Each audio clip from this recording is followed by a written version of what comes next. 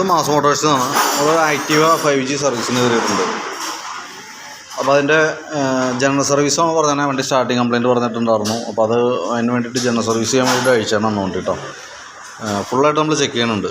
General service എന്ന് പറയുമ്പോൾ ഫുള്ളായിട്ട് നമ്മൾ ചെക്ക് ചെയ്തിട്ടാണ് ചെയ്യുന്നത്. അപ്പോൾ അതിൻ്റെ ബാക്ക് വീല് ബ്രേക്ക് ലൈനർ നമ്മൾ ചെക്ക് ചെയ്യാനൊക്കെ അയച്ചാണ്. ബാക്കിലത്തെ കമ്പനി ലൈനർ ഒറിജിനൽ ലൈനർ കിടക്കണേ ഒന്ന് ക്ലീൻ ചെയ്ത് കയറ്റാം. നെക്സ്റ്റ് സർവീസിൽ എന്തെങ്കിലും മാറേണ്ടി വരും. കാരണം ഈ തവണത്തെ കൂടി നമുക്ക് അഡ്ജസ്റ്റ് ചെയ്തിടാൻ പറ്റും. അടുത്ത സർവീസിൽ എന്തെങ്കിലും മാറേണ്ടി വരും കേട്ടോ.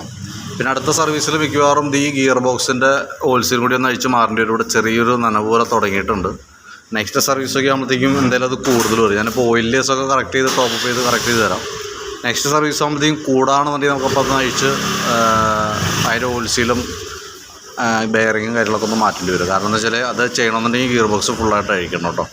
ഏകദേശം നമുക്കൊരു അത് മാത്രം ചെയ്ത് വരുമ്പോൾ 800-850 നമുക്ക് ചിലവ് തന്നെ കേസാണ്. അപ്പോൾ ഇപ്പോൾ തൽക്കാലം അത്ര വലിയ കോംപ്ലിക്കേഷനിലേക്ക് എത്തിയിട്ടില്ല. അതുകൊണ്ടാണ് ഞാൻ അഴിക്കണേഴ്സ് പറയാത്തത് കേട്ടോ. നെക്സ്റ്റ് സർവീസിലേക്ക് നമുക്ക് ചെയ്യാം. പിന്നെ അതിൻ്റെ എയർ ഫിൽറ്ററിൻ്റെ ഭാഗമൊക്കെ നമ്മൾ നോക്കണമുണ്ട്. എയർ ഫിൽറ്റർ നമ്മൾ അഴിക്കുന്ന സമയത്ത് എന്ന് പറഞ്ഞു കഴിഞ്ഞാൽ അത്യാവശ്യം കരടുണ്ട് അതിൻ്റെ ഉള്ളിൽ. അത്യാവശ്യം ഒരുവിധം പൊടിയുണ്ട്. അപ്പോൾ നമുക്കതൊന്ന് അത്യാവശ്യം ബ്ലോക്ക് ആയിട്ടുണ്ട്. അപ്പോൾ അതൊന്ന് മാറ്റിയിടാം. കാരണം എന്താ വെച്ചാൽ കാർബറേറ്ററിനകത്തും കംപ്ലയിൻ്റ് ഉണ്ട്. ഞാൻ അത് കാണിച്ചു തരാം കേട്ടോ. പിന്നെ അതിൻ്റെ ക്ലച്ചിനകത്തുള്ള വേറെ 1-2 കേസുകൾ എന്ന് പറഞ്ഞത് ഓട്ടോ ക്ലച്ച് യൂണിറ്റാണൊന്ന് അഴിച്ച് നമുക്ക് ഗ്രീസ് ചെയ്യേണ്ടതായിട്ടുണ്ട്. ക്ലച്ച് ഡ്രമ്മായാലും നമുക്കൊന്ന് ജസ്റ്റ് ഒന്ന് വാട്ടർ പേപ്പർ തന്നെ പിടിച്ചൊന്ന് ക്ലീൻ ചെയ്തിട്ട് കയറ്റാം. പിന്നെ ഒരു പ്രോബ്ലം എന്ന് വെച്ചാൽ ഈ ബെൻഡെക്സ് യൂണിറ്റാണത്. ബെൻഡെക്സിൻ്റെ ഇവിടുത്തെ കപ്പ് പൊട്ടിപ്പോയിട്ടുണ്ടല്ലോ. ഇതിനകത്തൊക്കെ വന്ന് ടച്ചിങ് ഉണ്ട്. അതായത് ഈ സൈഡൊക്കെ വന്ന് അടിച്ചാണ് ഈ കാണുന്നത് കേട്ടോ. ഈ കാണുന്ന ഈ ചെറിയ കുത്തുകുത്ത് പോലെ കാണുന്നത് അതിൻ്റെ ഉള്ളിൽ ആ റൊട്ടേഷനിനകത്തേക്ക് വന്നിട്ട് വന്ന് സ്ക്രാച്ച് ആയക്കണം ഈ കാണുന്നത്. അപ്പോൾ അതുകൊണ്ട് തന്നെ 1-2 കേസുകൾ വേറെ പറ്റിയേക്കണമെന്ന് വെച്ചാൽ ഇതിൻ്റെ ക്ലച്ചിൻ്റെ വേരിയേറ്റർ ബോഡി സാധനങ്ങളാണത്. വേരിയേറ്റർ ബോഡിയൊക്കെയാണത്. അതിൻ്റെ ഈ പീസ് ലൈഡൊക്കെ പൊട്ടിപ്പോയി. ഇതാണ് പീസ് ലൈഡൊക്കെ പൊട്ടിയിട്ട് 2 പൊട്ടിപ്പോയി. അപ്പോൾ നമുക്കത് ആ സെറ്റായിട്ട് മാറ്റിയിടണം. പിന്നെ ഇതിൻ്റെ അകത്ത് ഈ ബോസ് ഡ്രൈവും വേരിയേറ്റർ ബോഡിയൊന്നും വേറെ പറയത്തൊക്കെ കംപ്ലയിൻ്റ് ഇല്ല. പക്ഷേ എൻ്റെ ഈ റോളറുകൾ തേമാനമുണ്ട്.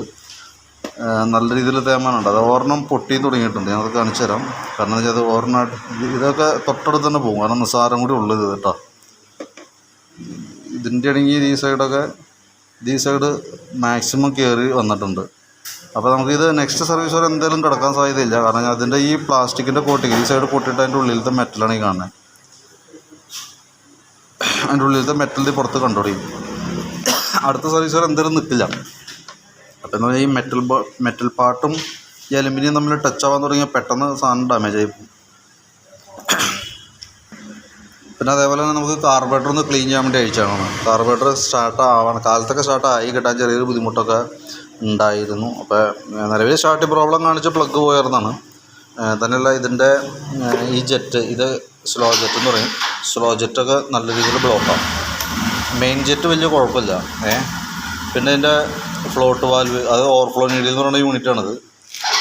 ഇതിൻ്റെ സൈഡിലെ ഇതൊക്കെ ശരിക്കും റഫായിട്ടേ നിലവിൽ ഇതിനകത്തേക്ക് കാർബറേറ്ററിലേക്ക് പെട്രോൾ ഇറങ്ങുന്ന ആ ഒരു ഫങ്ഷൻ കറക്റ്റായിട്ട് വർക്കിംഗ് അല്ലാത്ത സിറ്റുവേഷനിൽ ഇപ്പോൾ നിൽക്കുന്നത്. കാരണം ഇത് ഓവർഫ്ലോ നീഡിൽ ശരിക്കും ഇതിൻ്റെ ഉള്ളിലേക്ക് വന്ന സംഭവമാണ്. നമ്മൾ പെട്രോൾ കുറയണതിൻ്റെ അനുസരിച്ചിട്ട് ഇതിങ്ങനെ ഓപ്പൺ ആവും, പെട്രോൾ ഇറങ്ങും, അതിൻ്റെ ലോക്കാവുന്ന സംഭവമാണ്. അപ്പോൾ ഇത് ഈ വർക്കിങ് ഈ സൈഡിൽ ചെറിയ സ്ക്രാച്ച് പോലെ വന്നിട്ടേ ഈ സൈഡിൽ ടച്ചിങ് വരുന്നുണ്ട്. അപ്പോൾ അത് കൈയോടെ മാറ്റിക്കളഞ്ഞ് എന്താ പറ്റണമെന്ന് വെച്ചാൽ ചില സമയങ്ങളിൽ സ്റ്റാർട്ടിങ് പ്രോബ്ലം ഇപ്പോൾ വീണ്ടും റിപ്പീറ്റ് വരും. തന്നെയല്ല ആവശ്യ സമയങ്ങളിൽ ചിലപ്പോൾ ഇത് ലോക്കാവാത്ത സിറ്റുവേഷൻ വരും. പെട്രോൾ ഓവർഫ്ലോ പോകാനുള്ള ചാൻസ് കൂടുതലാണ്. അപ്പോൾ അങ്ങനെ 1-2 കേസുകളുണ്ട് അതിനകത്ത്.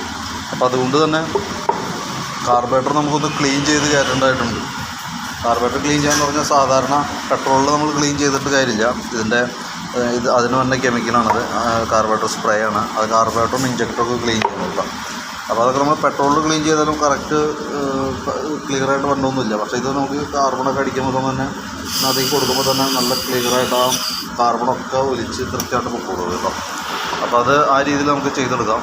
പിന്നെ അതേപോലെ തന്നെ ഫ്രണ്ടിലത്തെ ലിങ്കിൻ്റെ ബുഷുകളുണ്ടല്ലോ, അതിനകത്ത് ഈ ഒരു ബുഷ് ഇത് വലിയ പഴക്കം തോന്നുന്നില്ല. പക്ഷേ ഈ ഒരു ബുഷ് നല്ല രീതിയിൽ പ്ലേ കാണിക്കുന്നുണ്ട്. ഈ ഒരു സൈഡ് കുഴപ്പമില്ല, ഈ സൈഡ് അത്യാവശ്യം പ്ലേ കാണിക്കുന്നുണ്ട്. അപ്പോൾ അത് നോക്കിയിട്ടുണ്ടല്ലോ ഓർണായിട്ട് നമുക്ക് കിട്ടില്ല, അത് സെറ്റായിട്ടേ വരുള്ളൂ. അപ്പോൾ അത് കൈയോടെ മാറ്റിയിടുന്നതായിരിക്കും ഏറ്റവും നല്ലത്. പിന്നെ ഫ്രണ്ട് ബ്രേക്ക് ചെക്ക് ചെയ്യുന്ന സമയത്ത് ബ്രേക്ക് ലൈനർ പുതിയതാണ്. പക്ഷേ ഇത് കമ്പനി ആയിട്ടൊന്നുമല്ല, വെറും ചാത്ത സാധനമാണ് ഇട്ടാണ് കേട്ടോ. കാരണം ഇതൊക്കെ ഇടുമ്പോഴുള്ള പ്രോബ്ലം വെച്ചാൽ ഓൾറെഡി ഹബിനകത്തൊക്കെ നല്ല രീതിയിൽ പൊടിയുടേതായിട്ടുള്ള പ്രശ്നങ്ങളുണ്ടാവും. അതേപോലെ തന്നെ ഹബ്ബൊക്കെ നല്ല രീതിയിൽ സ്ക്രാച്ചും കാര്യങ്ങളും വരും. ഇപ്പോൾ ഇതുമ്പോൾ തന്നെ നോക്കുമ്പോൾ അറിയാം അത്യാവശ്യം സ്ക്രാച്ചും കാര്യങ്ങളും വരും. അപ്പോൾ തൽക്കാലം നമ്മളിപ്പോൾ എന്തെങ്കിലും മേടിച്ച് ഉപയോഗിച്ച് തീർക്കുക, അതിനുശേഷം മാറ്റിയിടുന്ന ഒറിജിനൽ സാധനങ്ങൾ തന്നെ ഇടാൻ ശ്രദ്ധിക്കുക. പിന്നെയെന്ന് പറഞ്ഞാൽ നമുക്ക് എൻ്റെ ബാറ്ററി നിലവിൽ ചെക്ക് ചെയ്യുന്ന സമയത്ത് ബാറ്ററി 2022 ബാറ്ററിയാണ്. വേറെ കംപ്ലൈൻ്റ് ഒന്നുമില്ല. ചെക്ക് ചെയ്യുമ്പോഴേലും കറക്റ്റ് വോൾട്ടും കാര്യങ്ങളൊക്കെ ഉണ്ട് കേട്ടോ. പിന്നെ എൻജിൻ ഓയിൽ നല്ല ഓയിലാണ്, ലെവലൊക്കെ ഉണ്ട്. സെക്കൻഡറി ഫിൽറ്റർ നമുക്ക് മാറ്റിയിടേണ്ടതായിട്ട് വരും കേട്ടോ, കാരണം അത് തീരെ അഴുക്കാണ്. പിന്നെ പ്ലഗിൻ്റെ അവിടെ നമുക്ക് സ്റ്റാർട്ടിങ് പ്രോബ്ലം കാണിച്ചാൽ പ്ലഗും ഈ അഡാപ്റ്റർ നമുക്ക് മാറ്റി സെറ്റ് ചെയ്ത് കഴിയുമ്പോൾ ആ കംപ്ലൈൻറ്റ് മാറിക്കോളും. പിന്നെ ഉള്ളത് ഇത്ര കേസുകളാണ്, അപ്പോൾ അത് ആ കൂട്ടത്തിൽ കൂടെ റെഡി ആക്കിയേക്കാം.